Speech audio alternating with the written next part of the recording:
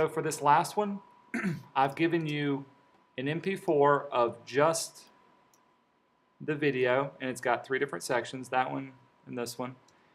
And also I've given you the music for the background to play as well. I'm going to drag just the M4V, which is the same thing as an MP4, into Photoshop. Immediately, notice that there's something different about this one. It's going to give you a video time layer in your timeline.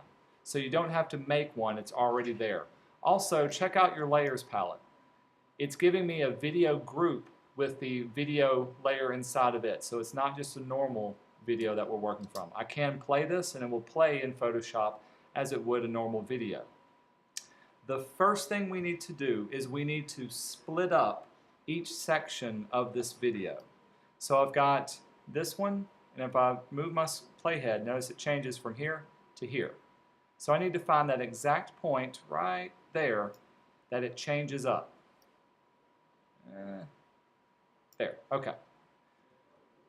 With my playhead right at that point, I can click the scissors, and now notice I've got 2 different parts of videos on my playhead. I've got this one, which I can actually move around, and I've got this one, which is at the other one. We'll butt them up against each other from here.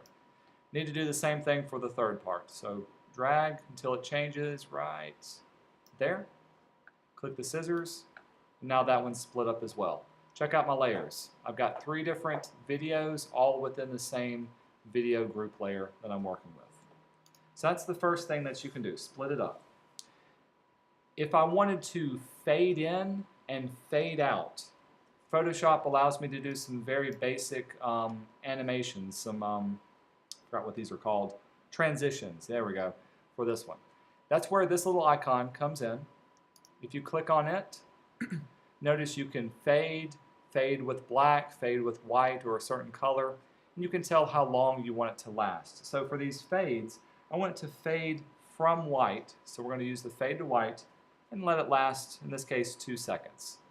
You can click on this and drag it into the layer, and here's our transition. So if I brought my playhead back to this one, now we'll check out what's happening. When I press play, it's going from white into what I'm working from. If I wanted to fade out to black, choose my transition.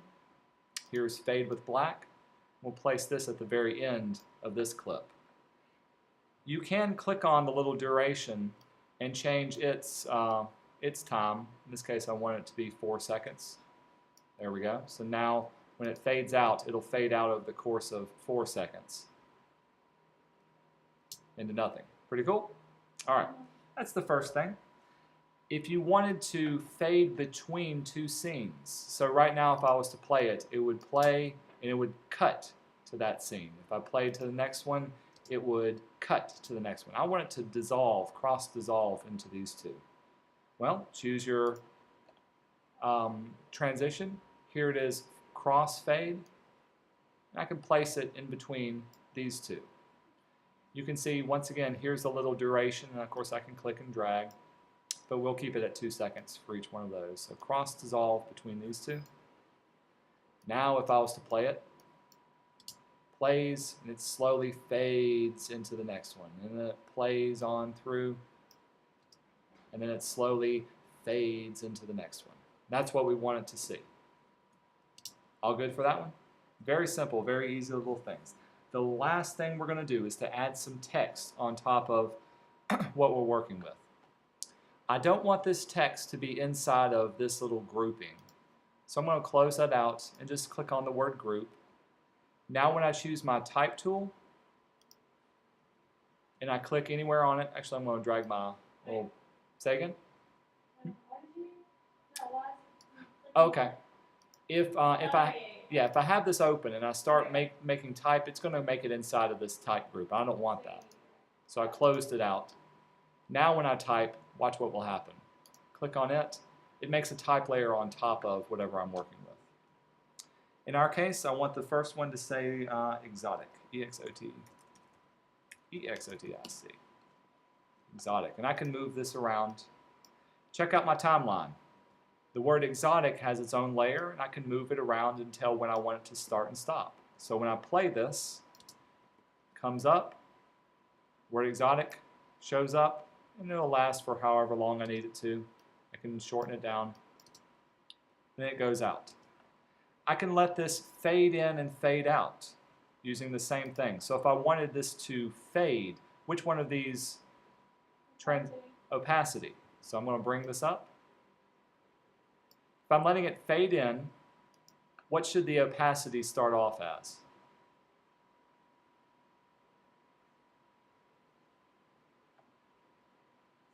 Zero. Why zero? Because you can't see it, starting off at nothing. So opacity of 0. I'll move my playhead to the middle, set the opacity up to 100%, and then I'll let it fade out at the end to 0 as well. So now when I play it, check out what's happened. Comes up, fades in, exotic, fades out.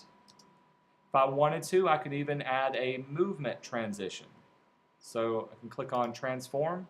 Let's say it starts off right here, but by the end of it, I want it to be over here. So now it'll do something like this.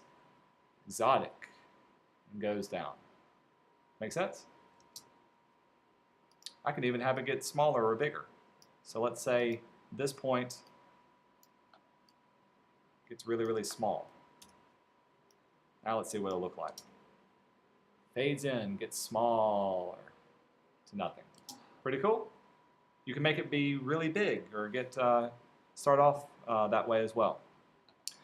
The other thing you can do is you don't have to keep everything at its own blending mode. You can change it from normal to, let's do screen. And of course, screening will allow you to see stuff from behind, but it depends on what color you choose. Let's see if I can choose another color that'll give us something a little better to look at. Yellow, meh. Obviously for this one, it's not going to work out really well. I think orange worked out pretty good for some people. Let's see how that will work. So exotic. Transitions one to the other. You're going to do the same thing for each of the segments. Since I've already got a transition set up, all I'm going to do is copy my layer. So I'm going to drag it down. Notice now it's got its own little timeline, and if I open it up, it's also got the transitions for opacity and transformation saved up. So I can drag this over to here. We're going to let this type be, next one, alien. If I was to play it, got some different stuff moving around. Remember, every time I move it, it's going to make a new transition, so maybe I want to change these up. By the way, if you want to delete them, you just select it and hit the delete key. Maybe in this time I want it to start off right here, and I want it to end. May have messed that one up. Start right here. There we go. Alien. Haha. End up over here. Well, is it going to work? It didn't work. Okay, you get the idea. Make your words go across the screen. Let it transition from one area to the other one. See if I can do a better job. That's why I didn't. So it'll start here. Turn on transformation. When it ends, it'll be over here. It'll be huge. Return. Alien.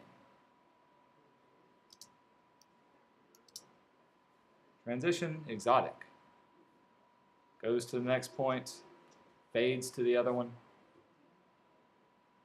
Alien. Da, da, da, da, da. The last thing you're going to do, so you're going to add the words exotic, add the word alien, and also magical. We need to add audio to our document that we're working on. At the very bottom of your timeline, there's the audio track. You can click this icon and choose Add Audio. and it'll ask you to find the audio that we're working with. In this case, we're going to use the background music M4 audio. When you do add it, you'll notice that it's down here at the very end, and we want it to be 30 seconds, but we can trim this off to be right here. We also want it to fade out as this music is fading out. In order to fade the audio, you can click on this button, and here's fade out, so it'll get softer over, in our case, course of 6 seconds. I think we want it to be 4 seconds. Close enough? So now as it plays, I'll move my playhead down here. You can hear the audio get a lot softer as well. So when it's playing, comes up, the words come across the screen, and they also start transitioning from this one. This is the last thing that y'all are going to be working on. When you're finished, you'll save this as an MP4, low quality, and you'll upload it all to Moodle. All three of these